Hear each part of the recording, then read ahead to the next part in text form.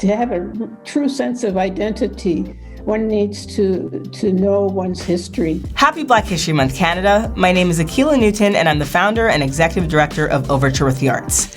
In celebration of the 25th anniversary of Black History Month in Canada, we've created a web series to educate people about the phenomenal Black Canadians who have blazed trails and prominent Black communities in Canada. To help me share these stories, my niece and nephew will be joining me, and they'll be learning along the way.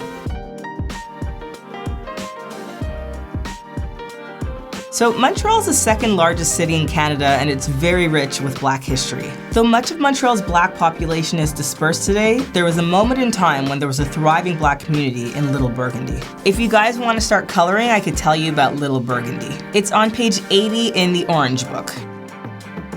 In the late 1800s, a community started to form in the Saint Antoine district, which was located between Atwater, Saint Antoine, and Guy, right near the factories on the Lachine Canal. Like many Black communities in Canada, Little Burgundy was established due to its proximity to the train station. And during this time, many Black men worked as sleeping car porters and Black women worked as domestic helpers for wealthy families. By 1929, Montreal's population was about 1 million people, which included 5,000 Black people living in Little Burgundy. As time went on, a community really began to develop, and one porter fulfilled his lifelong dream of owning a bar. That porter was Rufus Rockhead, and his bar was Rockhead's Paradise. To tell you more about Rockhead's Paradise, I asked Nancy Oliver Mackenzie to share some stories with you, and she's actually on page 36 in the Orange Book.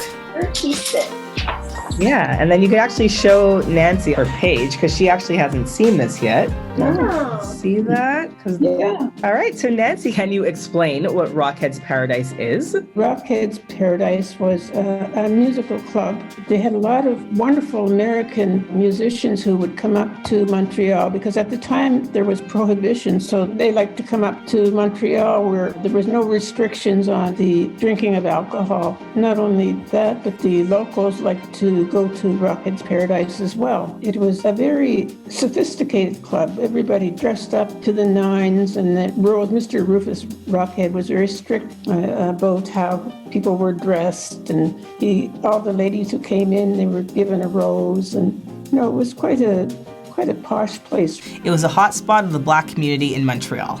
But the real pillar of Little Burgundy was Union United Church, which is the oldest Black church standing now in Montreal. Goes back to 1907. The church was started by basically the wives of American porters in the late 19th century. And the most prominent pastor there was Charles H. Est. He became the minister in 1925 and worked really hard to provide the congregation with not only a place of worship, but a community center that would help the Black community flourish. There were a lot of activities and other social services for the Black community, including music lessons, a lunch program, employment services, and all sorts of activities, social activities for both children and adults. There were two kids from Little Burgundy that were able to take music lessons through the church. Those two kids were Dr. Oliver Jones and Oscar Peterson. Their fame grew to rival those of any great jazz musicians of all eras,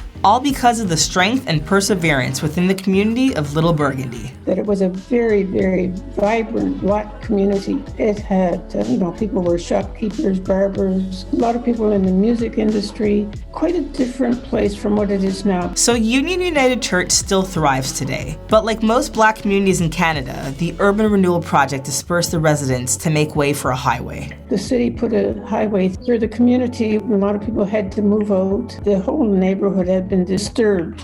I have a question. Why did they put a highway down the middle? Through the middle of the community. Well, cities thought it was a good idea for people to be able to drive right from the West Island right down to the center of town. So they had to build a big highway. And in doing that, they destroyed a lot of the houses. Although Little Burgundy is smaller than it once was, it is still a vibrant community rich with so much culture and history. Thank you. Bye-bye. Thank you so much, Nancy. Let us continue to celebrate these incredible stories and phenomenal people because Canadian Black history is Canadian history, and it's only through education that we will go beyond February.